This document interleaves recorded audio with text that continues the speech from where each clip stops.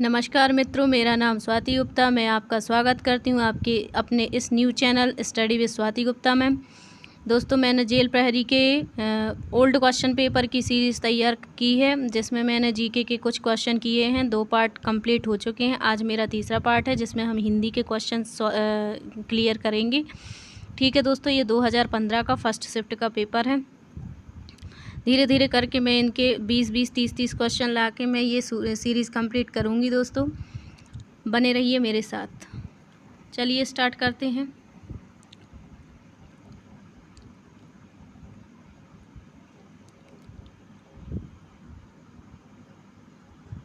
हमारा आज का पहला प्रश्न है दोस्तों, किस आचार्य ने रस को इस प्रकार परिभाषित किया है? रस की परिभाषा किस प्रकार से दी गई है और किस आचार्य ने दी है?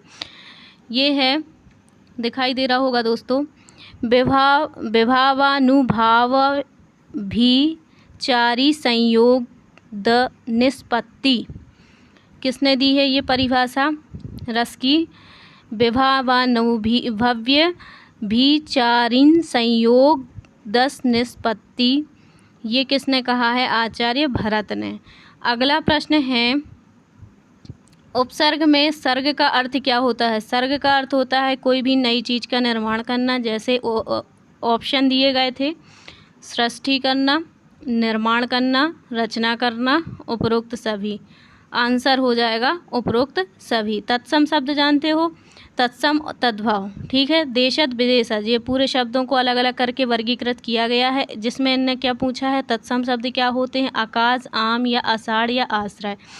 तत्सम शब्द होते हैं दोस्तों जो संस्कृत से मिलके बने होते हैं, उनको क्या कहेंगे? तत्सम। इसमें क्या है? आश्रय। अगला प्रश्न था, जो धातु या शब्द के अंत में जोड़ा जाता है उसे प्रत्यय कहते हैं। ये तो सभी को मालूम होगा। जो किसी शब्द के लास्ट में जोड़ा जाता है वो प्रत्यय हो जाएगा, ठीक है। जैसे वाला हो गया है ना, दूध वाला।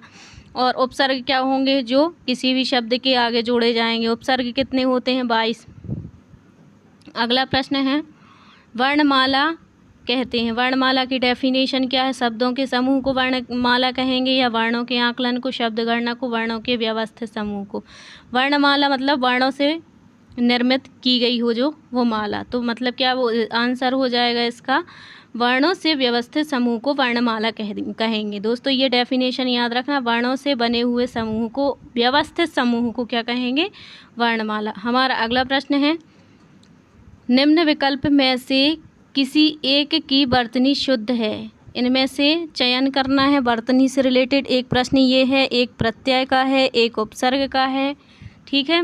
क्या है? न्यायाधीश, न्यायाधीश। क्या हो जाएगा इसका आंसर? ऑप्शन नंबर सी हो जाएगा, न्यायाधीश, ठीक है। फिर अगला प्रश्न है,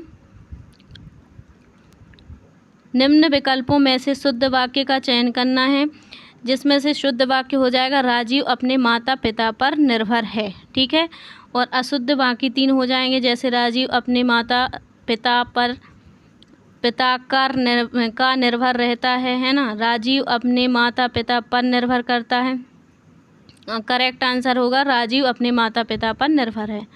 अगला प्रश्न है, निम्नलिखित वाक्य के लिए उसके नीचे दिए गए विकल्पों में से वाक्य के प्रकार को चिन्हित करना है। ईश्वर करे तुम्हारा जीवन सुखमय हो। वाक्यों के प्रकार बताना है, ठीक है। ये विधिवाचक, संकेतवाचक, इच्छावाचक, संदेहवाचक। क्या है? हम इच्छा प्रकट करें दोस्तों, जब हम किसी के लिए दिल से जब आशीर्वाद देते हैं तो क्या हो जाएगा? वो अपनी इच्छा प्रकट कर रहा है, तो क्या आ जाएगा? इच्छावाचक वाक्य। ईश्वर करे तुम्हारा जीवन जो हो सुखमय हो, क्या हो जाएगा? इच्छावाचक वाक्य। हमें झूठ नहीं बोलना चाहिए, ये कौन सा? विधिवाचक वाक्य हो जाएगा। संदेह, क्या आज बारिश हो सकती है? आज बारिश हो सकती है ना, तो ये हो जाएगा संदेहवाचक वाक्य।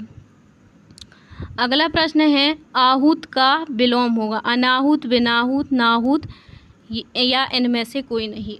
आहूत का विलोम हो जाएगा अनाहूत। अगला प्रश्न है, निम्नलिखित शब्द युग्म के सही अर्थ भेद का चयन कीजिए। आंसर हो जाएगा काम, सिलसिला, ठीक है। अगला प्रश्न है, जिस संज्ञा में केवल एक ही व्यक्ति का बोध होता है वो संज्ञा क्या कहलाती है? जातिवाचक। जातिवाचक में तो व्यक्ति पूरा एक ग्रुप होता है, ठीक है। जातिवाचक संज्ञा क्या होती है मित्रों, जिसमें ग्रुप होता है, जैसे कुत्ते का ग्रुप होगा पूरा, किसी हम पर्टिकुलर कुत्ते की बात नहीं कर रहे हैं, पूरी जाति जो होती है कुत्ता हो गया, है ना। जैसे मनुष्य भी जातिवाचक के अंतर। और व्यक्तिवाचक जो होता है केवल एक ही व्यक्ति का बोध होता है, व्यक्तिवाचक संज्ञा के अंतर्गत सिर्फ एक व्यक्ति का बोध होगा। भाववाचक संज्ञा क्या होती है, जिसमें हम अपने सुख दुख, ठीक है, ये भाव प्रकट करते हैं, डरना, ठीक है, ये सब हमारे अंदर के भाव होते हैं, वो आएंगे भाववाचक संज्ञा के अंतर्गत। द्रव्यवाचक संज्ञा कोई पदार्थ या वस्तु होती है, सोना चांदी, ये क्या हो जाएगा, द्रव्यवाचक संज्ञा। हमारा अगला प्रश्न है स्वर संधि के कितने भेद होते हैं। दोस्तों देखिए कितना सरल पेपर आया था, कितना सरल क्वेश्चन है। स्वर संधि के भेद कितने होते हैं, 4, 3, 5 या 8? क्या है, 5 भेद होते हैं। अगला प्रश्न है जिस सामसिक पद का पहला पद प्रधान होता है वो कौन सा समास है। पहला पद प्रधान होता है वो कौन सा समास कहलाएगा मित्रों। द्वंद्व समास में क्या होता है, दोनों पद प्रधान होते हैं। द्वंद्व समास में क्या होता है, दोनों पद प्रधान होते हैं, ठीक है। और अव्ययी भाव में क्या होता है, ये मित्रों गलत लग रहा है, इसका पहला पद वैसे अव्ययी भाव में होता है, अव्ययी भाव आएगा इसका आंसर। हमारा अगला प्रश्न है विचित्र अथवा आश्चर्यजनक वस्तु या घटना को देखकर हृदय में कौतूहल या आश्चर्य भाव उत्पन्न होता है, इस रस को क्या कहते हैं।